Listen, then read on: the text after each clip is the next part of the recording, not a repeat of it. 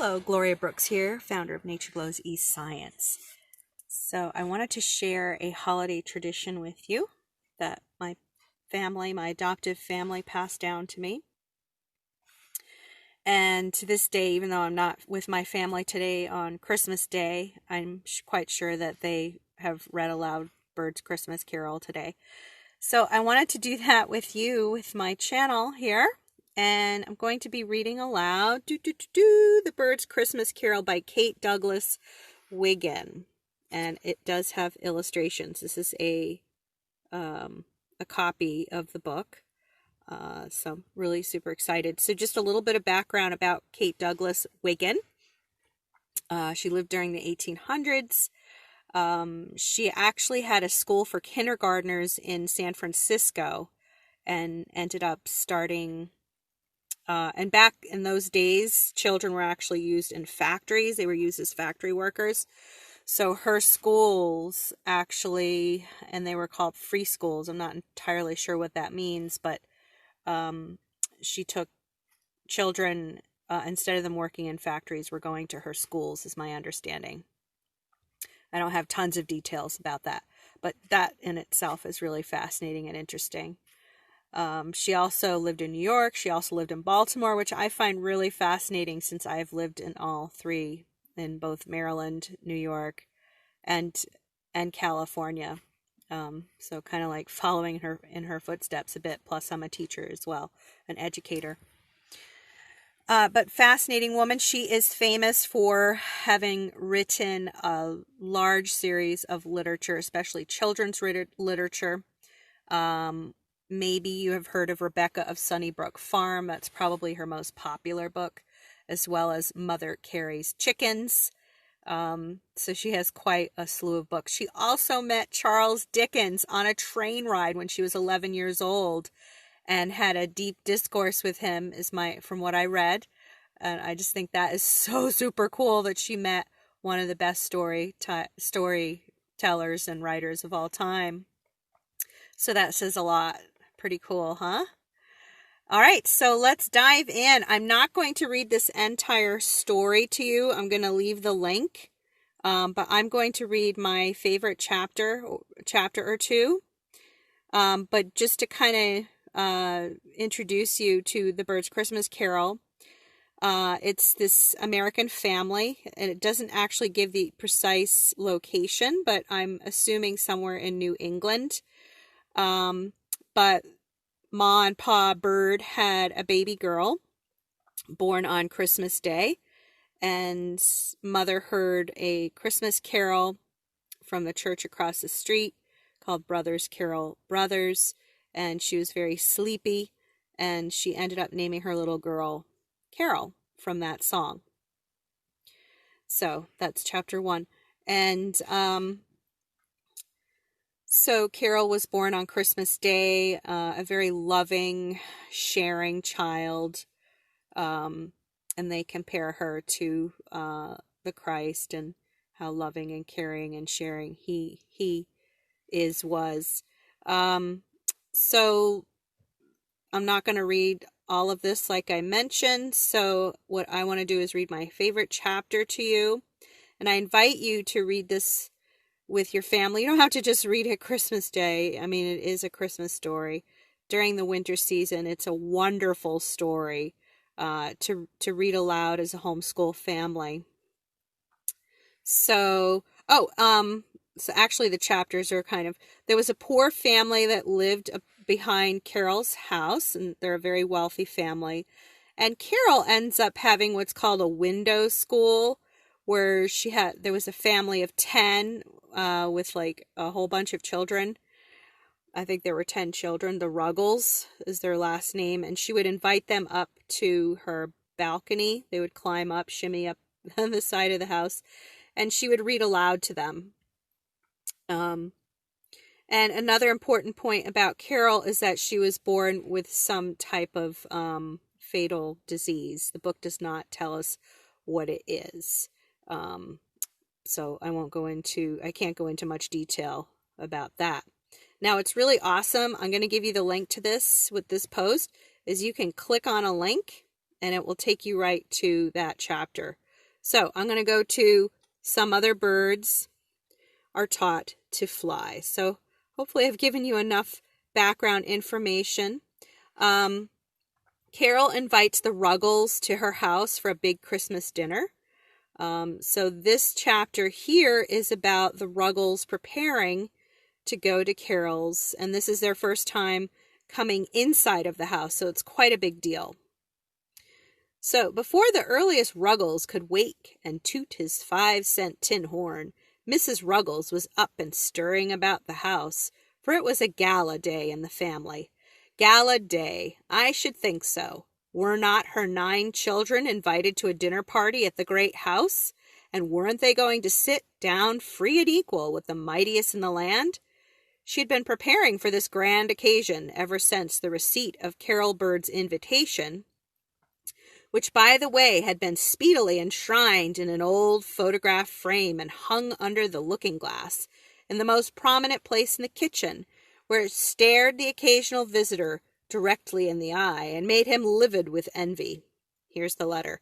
Bird's Nest, December 17th, 1880-something. Dear Mrs. Ruggles, I am going to have a dinner party on Christmas Day and would like to have all your children come. I want them every one, please, from Sarah Maud. I love that name, Sarah Maud. Baby Larry. Mom, wait. From Sarah Maud to Baby Larry. Mama says dinner will be at 5:30 and the Christmas tree at 7. So you may expect them home at 9 o'clock. Wishing you a Merry Christmas and a Happy New Year. I am yours truly, Carol Bird. Breakfast was on the table promptly at 7 o'clock. I'm going to flip the camera around too so you can see me reading as well. Just to change it up a bit. Okay, so breakfast was on the table promptly at 7 o'clock. There was very little of it too. For it was an excellent day for short rations, though. Mrs. Ruggles heaved a sigh as she reflected that the boys, with their Indian rubber stomachs, would be just as hungry the day after the dinner party as if they had never had any at all. As soon as the scanty meal was over, she announced the plan of the campaign. Now, Susan, you and Kitty wash up the dishes, and Peter, can't you spread up the beds so I can get to cutting Larry's new suit? I ain't satisfied with his clothes, and I thought in the night of a way to make him a dress out of old red plaid shawl, kind of Scotch style, you know, with the fringe to the bottom. Ellie, you go find the comb and take the snarls out the fringe. That's a lady. You little young ones, clear out from underfoot. Clem, you and Con, hop into bed with Larry while I wash your underflannins. 'Twon't take long to dry 'em. Yes, I know it's bothersome, but you can't go into society without taking some trouble. And anyhow, I couldn't get round to 'em last night. Sarah Maud, I think it'd be perfectly handsome if you ripped them brass buttons off your uncle's policeman's coat and sewed 'em in a row up the front of your green skirt. Susan, you must iron out yours and Kitty's aprons. And there, I come mighty near forgetting Peory stockings. I counted the whole lot last night when I was washing of 'em, and there ain't but 19 anyhow you're fixing 'em, and no 9 pairs mates nohow, and I ain't going to have my children wear odd stockings to a dinner company fetched up as I was. Ellie, can't you run out and ask Miss Cullen to lend me a pair of stockings for Peory, and tell her if she will, Peory'll give Jim half her candy when she gets home. Won't you, Peory? Peoria was young and greedy, and thought the remedy so out of all proportion to the disease that she set up a deafening howl at the projected bargain, a howl so rebellious and so entirely out of season that her mother started in her direction with a flashing eye and uplifted hand. But she let it fall suddenly, saying, "No, I vow I won't lick ye Christmas Day if you drive me crazy. But speak up smart now and say whether you'd rather give Jim Cullen half your candy or go bare-legged to the party." The matter being put so plainly, Peoria collected her faculties, dried her tears, and chose the lesser evil. Clem, having hastened the decision by an affectionate wink, that meant he'd go halves with her on his candy. "That's a lady," cried her mother. "Now, you young ones that ain't doing nothing, play all yer want ter before noontime. For after ye git through eatin' at 12 o'clock, me and Sarah Maud's goin' ter give ye such a washin' and a combin' and a dressin' as yer never had before and never will again likely. And then I'm going to set yer down and give yer 2 solid hours trainin' in manners. 'Twon't be no foolin' neither." "All we've got to do is go eat," grumbled Peter. "Well, that's enough," responded his mother. "There's more'n one way of eatin', let me tell yer, and you've got a heap to learn about it, Peter Ruggles. Land sakes, I wish you children could see the way I was fetched up to eat. I never took a meal of victuals in the kitchen before I married Ruggles. But you can't keep up that style with 9 young ones, and your pa always off ter sea." The big Ruggles worked so well, and the little Ruggles kept from underfoot so successfully, that by 1 o'clock 9 complete toilets were laid out in solemn grandeur on the beds. I say complete, but I do not know whether they would be called so in the best society. The law of compensation had been well applied. He that had necktie had no cuffs. She that had sash had no handkerchief, and vice versa. But they all had shoes and a certain amount of clothing, such as it was. The outside layer being in every case quite above criticism. "Now, Sarah Maud," said Mrs. Ruggles, her face shining with excitement, "everything's red up and we can begin. I've got a boiler and a kettle and a pot of water. Peter, you go into the back bedroom, and I'll take Susan, Kitty, Peory, and Cornelius and Sarah Maud. You take Clem and Ellie and Larry one to a time. Scrub 'em and rinse 'em, or, at any rate, get as fur as you can with 'em, and then I'll finish 'em off while you do yourself." Sarah Maud couldn't have scrubbed with any more decision and force if she had been doing floors, and the little Ruggleses bore it bravely, not from natural heroism, but for the joy that was set before them. Not being satisfied, however, with the tone of their complexion, and feeling that the number of freckles to the square inch was too many to be tolerated in the highest social circles, she wound up operations by applying a little Bristol brick from the knife board, which served as the proverbial last straw, from under which the little Ruggleses issued rather red and raw and out of temper. When the clock struck 4, they were all clothed, and most of them in their right minds, ready for those last touches that always take the most time. Kitty's red hair was curled in 34 ringlets. Sarah Maud's was braided in 1 pigtail, and Susan and Ellie's in 2 braids apiece, while Peoria's resisted all advances in the shape of hair oils and stuck out straight on all sides, like that of the Circassian girl of the circus. So Clem said. I hope you're amused by this. So Clem said. He was sent into the bedroom for it, too, from whence he was dragged out forgivingly by Peoria herself 5 minutes later. Then exciting moment came, linen collars for some and neckties and bows for others. A magnificent green glass breastpin was sewed into Peter's purple necktie, and eureka! The Ruggles were dressed, and Solomon in all his glory was not arrayed like one of these. A row of seats was then formed directly through the middle of the kitchen. Of course there were not quite chairs enough for 10, since the family had rarely wanted to sit down all at once, somebody always being out or in bed or otherwise engaged. But the wood box and the coal hod finished out the line nicely, and nobody thought of grumbling. The children took their places according to age, Sarah Maud at the head, and Larry on the coal hod, and Mrs. Ruggles seated herself in front, surveying them proudly as she wiped the sweat of honest toil from her brow. "Well," she explained, If I do say so as I shouldn't, I never seen a cleaner, more stylish mess of children in my life.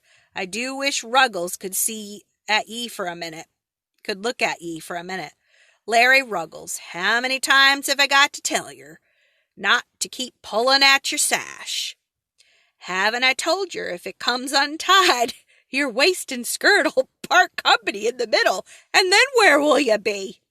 Now look at me in the eye, all of yer. I've often told yer what kind of a family the McGrills was. I've got reason to be proud, goodness knows. Your uncle is on the police force in New York City. You can take up the paper most any day, and see his name printed right out, James McGrill. And I can't have my children fetched up common like some folks. When they go out, they've got to have clothes and learn to act decent. Now I want to see how you're going to act. Okay, so let me show you this image here.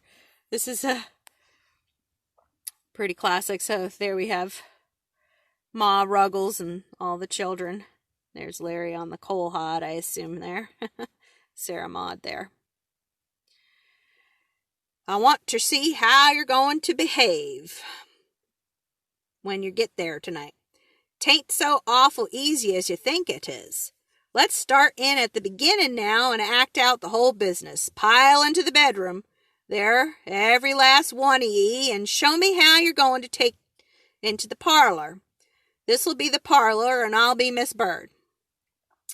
The youngsters hustled into the next room in high glee, and Mrs. Ruggles drew herself up in the chair with an infinitely haughty and purse-proud expression that much better suited a descendant of the McGrills than modest Mrs. Bird.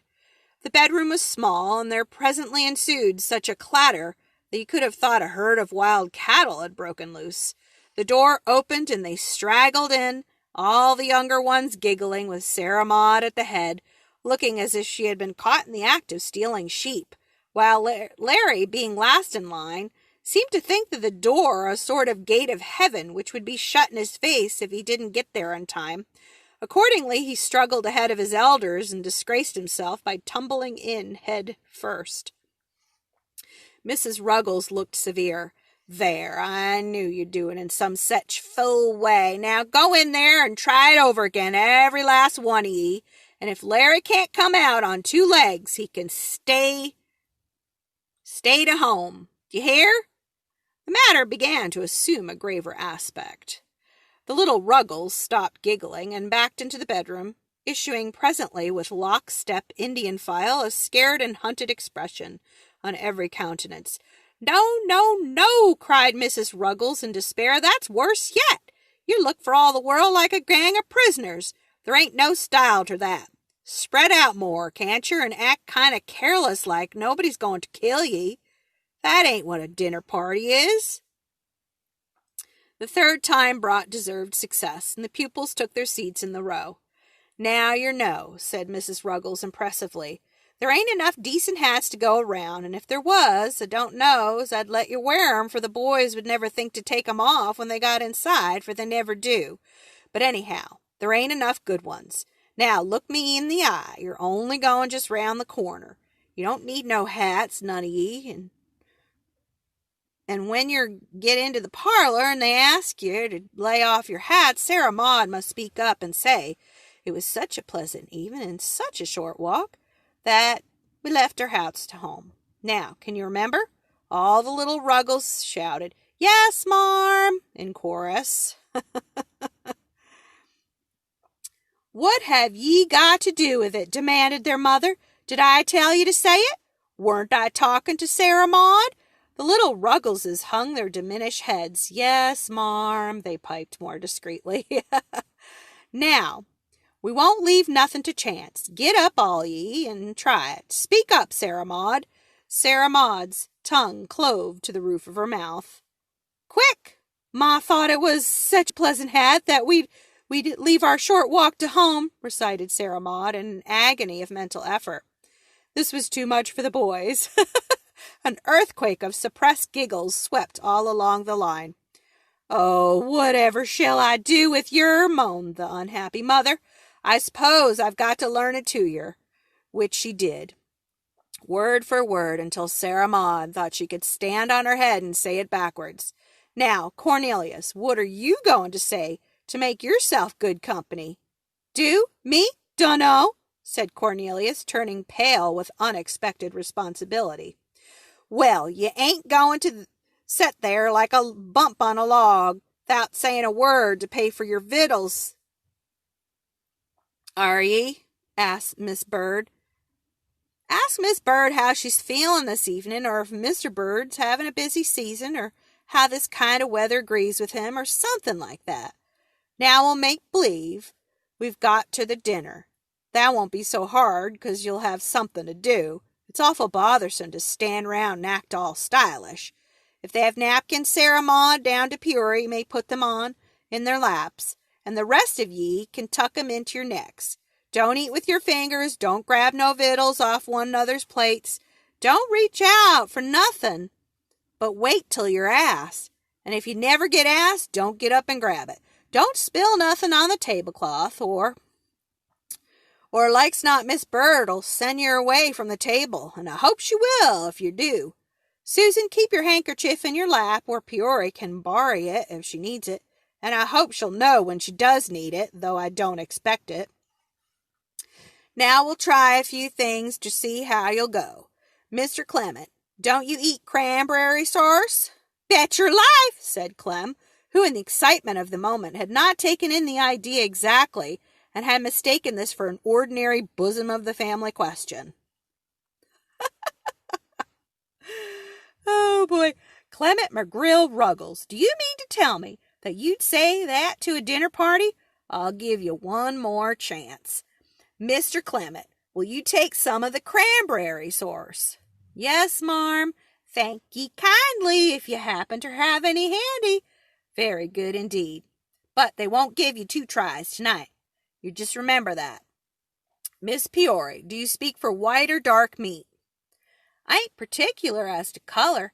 Anything that nobody else wants will suit me, answered Peory with her best air. First rate. Nobody could speak more genteel than that. Miss Kitty, will you have hard or soft sarse with your pudding? Hard or soft? Oh, a little of both, if you please. And I'm much obliged, said Kitty, bowing with decided ease and grace, at which all the other Ruggleses pointed the finger of shame at her, and Peter grunted expressively that their meaning might not be mistaken. You just stop your grunting, Peter Ruggles. That weren't greedy, that was all right. I wish I could get it into your heads that it ain't so much what you say as to the way you say it. And don't keep staring cross-eyed at your necktie pin, or I'll take it out and sew it onto Clem or Cornelius. Sarah Maud'll keep her eye on it, and if it turns broken side out, she'll tell you. Gracious, I shouldn't think you'd ever seen nor worn no jewelry in your life. Ellie, you and Larry's too little to train, so you just look at the rest and do what they're doing, and the Lord have mercy on ye and help ye to act decent. Now, is there anything more you'd like to practice? If you tell me one more thing, I can't set up and eat, said Peter gloomily. I'm so crammed full of manners now, I'm ready to bust without no dinner at all. Me too, chimed Cornelius. Well, I'm sorry for you both, rejoined Mrs. Ruggles sarcastically. If the amount of manners you've got on hand now troubles ye, you're dreadfully easy hurt. Now, Sarah Maud, after dinner about once in so often you must get up and say, oh, I guess we'd better be going, and if they say, oh, no, set a while longer, you can sit. But if they don't say nothing, you've got to get up and go. Now, have you got that into your head? About once in so often could any words in the language be fraught with more terrible and wearing uncertainty. Well, answered Sarah Maud mournfully, seems as if this whole dinner party's set right square on top of me. Maybe I can manage my own manners, but to manage 9 mannerses is worse than staying to home. Oh, don't fret, said her mother, good-naturedly, now that the lesson was over. I guess you'll get along. I wouldn't mind if folks would only say, oh, children will be children. But they won't. They'll say, land, oh, goodness, what fetched them children up? It's 5:15. And you can go now. Remember about the hats? Don't all talk ter once. Susan, lend your handkerchief to Peory. Peter, don't keep screwing your scarf pin. Cornelius, hold your head up straight. Sarah Maud, don't take your eyes off of Larry, and Larry, you keep hold of Sarah Maud, and do just as she says. And whatever you do, all of you never forget for 1 second that your mother was a McGrill. All right, now we're at chapter 6. I would like to read this aloud. This is called When the Pie Was Opened, the Birds Began to Sing. The children went out of the back door quietly and were presently lost to sight. Sarah Maud slipping and stumbling along absent-mindedly as she recited rapidly under her breath. It was such a pleasant evening and such a short walk that we thought we'd leave our hats to home. It was such a pleasant evening and such a short walk that we thought we'd leave our hats to home. Peter rang the doorbell, and presently a servant admitted them and whispered something in Sarah's ear, drew her downstairs into the kitchen. The other Ruggleses stood in horror-stricken groups as the door closed behind their commanding officer. But there was no time for reflection, for a voice from above was heard saying, "Come right upstairs, please." There's not to make reply, there's not to reason why, there's but to do or die. Accordingly, they walked upstairs, and Elfrida, the nurse, ushered them into a room more splendid than anything they had ever seen. But oh, woe! Where was Sarah Maud? And was it fate that Mrs. Bird should say at once, "Did you lay your hats in the hall?" Peter himself, elected by circumstance the head of the family, and casting one imploring look at tongue-tied Susan standing next to him, said huskily, "It was such a pleasant that we hadn't good hats enough to go around," put in little Susan bravely to help him out, and then froze with horror that the ill-fated words had slipped off her tongue. However, Mrs. Bird said pleasantly, "Of course you wouldn't wear hats such a short distance. I forgot when I asked. Now, will you come right in to Miss Carol's room? She is so anxious to see you." Just then Sarah Maud came up the back stairs, so radiant with joy from her secret interview with the cook that Peter could have pinched her with a clear conscience, and Carol gave him a joyful welcome. "But where is baby Larry?" she cried, looking over the group with searching eye. "Didn't he come? Larry! Larry!" Good gracious, where was Larry? They were all sure that he had come in with them, for Susan remembered scolding him for tripping over the doormat. Uncle Jack went into convulsions of laughter. "Are you sure there are 9 of you?" he asked merrily. "I think so, sir," said Peoria timidly. But anyhow, there was Larry, and she showed signs of weeping. "Oh, well, cheer up," cried Uncle Jack. "Probably he's not lost, only mislaid. I'll go and find him before you can say Jack Robinson." "I'll go too, if you please, sir," said Sarah Maud, "for it was in my place to mind him, and if he's lost, I can't relish my victuals." The other Ruggles stood rooted to the floor. Was this a dinner party? Forsooth. And if so, why were such things ever spoken of as festive occasions? Sarah Maud went out through the hall, calling, "Larry! Larry!" and without any interval of suspense, a thin voice piped up from below, "Here I be!" The truth was that Larry, being deserted by his natural guardian, dropped behind the rest and wriggled into the hat tree to wait for her, having no notion of walking unprotected into the jaws of a fashionable entertainment. Finding that she did not come, he tried to crawl from his refuge and call somebody, when dark and dreadful, ending to a tragic day, he found that he was too much intertwined with umbrellas and canes to move a single step. He was afraid to yell. When I have said this of Larry Ruggles, I have pictured a state of helpless terror that ought to wring tears from every eye, and the sound of Sarah Maud's beloved voice some seconds later was like a strain of angel music in his ears. Uncle Jack dried his tears, carried him upstairs, and soon had him in breathless fits of laughter, while Carol made the other Ruggleses forget themselves that they were presently talking like accomplished diners out. Carol's bed had been moved into the farthest corner of the room, and she was lying on the outside, dressed in a wonderful dressing gown that looked like a fleecy cloud. Her golden hair fell in fluffy curls over her white forehead and neck. Her cheeks flushed delicately, her eyes beamed with joy, and the children told their mother afterwards that she looked as beautiful as the angels in the picture books. There was a great bustle behind a huge screen in another part of the room, and at 5:30 this was taken away, and the Christmas dinner table stood revealed. What a wonderful sight it was to the poor little Ruggles children, who ate their sometimes scanty meals on the kitchen table. It blazed with tall-colored candles, it gleamed with glass and silver, it blushed with flowers, it groaned with good things to eat, so it was not strange that the Ruggleses forgot altogether that their mother was a McGrill, shrieked in admiration of the fairy spectacle. But Larry's behavior was the most disgraceful, for he stood not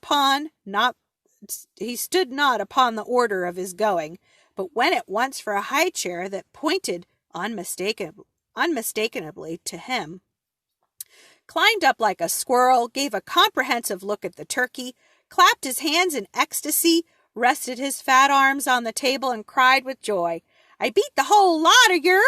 Carol laughed until she cried, giving orders meanwhile. "Uncle Jack, please sit at the head. Sarah Maud at the foot, and that will leave 4 on each side. Mamma is going to help Elfrida so that the children need not look after each other, but just have a good time." A sprig of holly laid by each plate. Nothing would do, but each little Ruggleses must leave his seat and have it pinned on by Carol, and as each course was served, one of them pleaded to take something to her. There was hurrying to and fro, I can assure you, for it is quite a difficult matter to serve a Christmas dinner on the 3rd floor of a great city house. But if it had been necessary to carry every dish up a rope ladder, the servants would gladly have done so. There was turkey and chicken, with delicious gravy and stuffing, and there were 6 vegetables, with cranberry jelly and celery and pickles. And as for the way these delicacies were served, the Ruggleses never forgot it as long as they lived. Peter nudged Kitty, who sat next to him, and said, "Look, will you, every feller's got his own particular butter. I suppose that's to show you can eat that and no more." "No, it ain't either, for that pig of Peory's just getting another helping." "Yes," whispered Kitty, "and the napkins is marked with big red letters. I wonder if that's so nobody'll nip 'em. And oh, Peter, look at the pie. Look at the pictures sticking right onto the dishes. Did you ever?" "The plums all took out of my cranberry sauce, and it's a frizz to a stiff gel," whispered Peory in wild excitement. "Hi-ya! I got a wishbone," sang Larry, regardless of Sarah Maud's frown, after which she asked to have his seat changed, giving an excuse that he's generally set beside her and would feel strange, the true reason being that she desired to kick him gently under the table whenever he passed what might be termed the McGrill line. "I declare to goodness," murmured Susan on the other side, "there's so much to look at, I can't scarcely eat nothing." "Bet your life I can," said Peter, who had kept one servant busily employed ever since he sat down. For luckily no one was asked by Uncle Jack whether he would have a second helping, but the dishes were quietly passed under their noses, and not a single Ruggles refused anything that was offered him, even unto the 7th time. Then, when Carol and Uncle Jack perceived that more turkey was a physical impossibility, the meats were taken off and the dessert was brought in. A dessert that would have frightened a strong man after such a dinner had preceded it. Not so the Ruggles, for a strong man is nothing to a small boy, and they kindled to the dessert as if the turkey had been a dream and the 6 vegetables an optical illusion. There were plum pudding. Here's the beautiful. Oh, I love that picture. Isn't that amazing? Uncle Jack, Sarah Maud, baby Larry, you got his seat moved next to her. It's the beautiful candlelight because it's the 1800s. Pie, ice cream, there were nuts and raisins and oranges. Kitty chose ice cream, explaining that she knew it by sight, though she hadn't never tasted none. But all the rest took the entire variety without any regard to consequences. My dear child, whispered Uncle Jack, as he took Carol an orange, there is no doubt about the necessity of this feast, but I do not advise you after this to have them twice a year or quarterly, perhaps. I do advise you after this to have them twice a year or quarterly, perhaps, for the way these children eat is positively dangerous. I assure you I tremble for that terrible Peoria. I'm going to run races with her after dinner. Never mind, laughed Carol. Let them have enough for once. It does my heart good to see them, and they shall come oftener next year. The feast being over, the Ruggles laid back in their chairs languidly, like little gorged boa constrictors, and the table was cleared in a trice. Then a door was opened into the next room, and there in the corner, facing Carol's bed, which had been wheeled as close as possible, stood the brilliantly lighted Christmas tree, glittering with gilded walnuts and tiny silver balloons, and wreathed with snowy chains of popcorn. The presents had been bought mostly with Carol's story money, and were selected after long consultations with Mrs. Bird. Each girl had a blue knitted hood, and each boy a red crocheted comforter, all made by Mama Carol and Elfrida. Because if you buy everything, it doesn't show so much love, said Carol. Then every girl had a pretty plaid dress of a different color, and every boy a warm coat of the right size. Here the useful presents stopped, and they were quite enough. But Carol had pleaded to give them something for fun. I know they need the clothes, she had said, when they were talking over the matter. This makes me cry. When they were talking over the matter just after Thanksgiving, but they don't care much for them after all. Now, Papa, won't you please let me go without part of my presents this year, and give the money they would cost to buy something to amuse the Ruggleses? You can have both, said Mr. Bird promptly. Is there any need of my little girl's going without her own Christmas? I should like to know. Spend all the money you like. But that isn't the thing, objected Carol, nestling close to her father. It wouldn't be mine, would it? What is the use? Haven't I almost everything already? And am I not the happiest girl in the world this year with Uncle Jack and Donald at home? You know very well it is more blessed to give than to receive. So why won't you let me do it? You never look half as happy when you are getting your presents as when you are giving us ours. Now, Papa, submit, or I shall have to be very firm and disagreeable with you. Very well, Your Highness, I surrender. That's a dear Papa. Now, what were you going to give me? Confess. A bronze figure of Santa Claus, and in the little round belly that shakes when he laughs like a bowl full of jelly is a wonderful clock. Oh, you would never give it up if you could see it. Nonsense, laughed Carol, as I never have to get up to breakfast, nor go to bed, nor catch trains. I think my old clock will do very well. Now, Mamma, what were you going to give me? Oh, I hadn't decided. A few more books, a gold thimble, a smelling bottle, and a music box, perhaps. Poor Carol, laughed the child merrily. She can afford to give these lovely things, for there will still be left Uncle Jack and Donald and Paul and Hugh and Uncle Rob and Aunt Elsie and a dozen other people to fill her Christmas stocking. So Carol had her way, as she generally did, but it was usually a good way, which was fortunate under the circumstances. And Sarah Maud had a set of Miss Alcott's books, and Peter a modest silver watch, Cornelius a tool chest, Clement a dog house for his lame puppy, Larry a magnificent Noah's Ark, and each of the younger girls a beautiful doll. You can well believe that everybody was very merry and thankful. All the family, from Mrs. Bird down to the cook, said that they had never seen so much happiness in the space of 3 hours.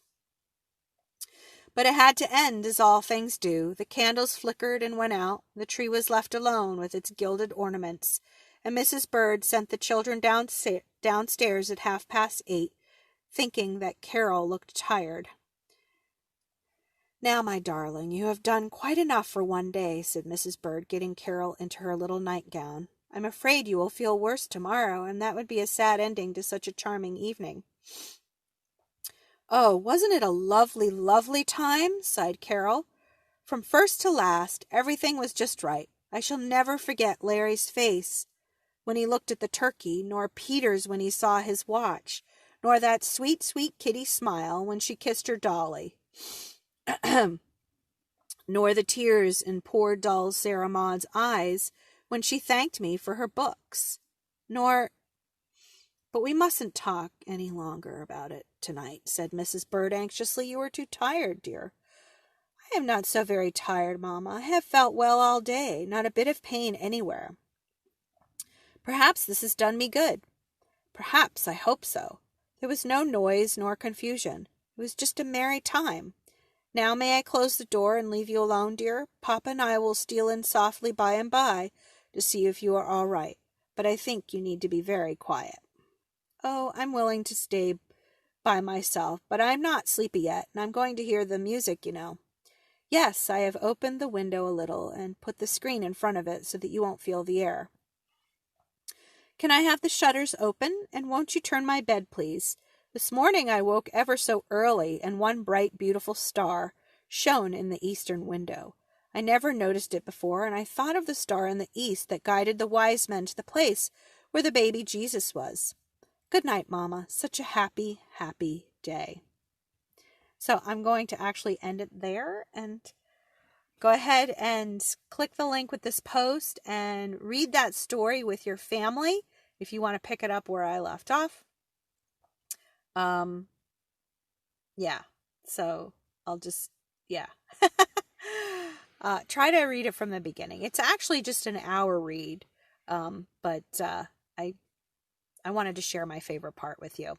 So this is the kind of story that can be read over and over and over and over again with you and your family. Thank you. Merry Christmas and happy holiday from Gloria here with Nature Glows eScience. Goodbye and talk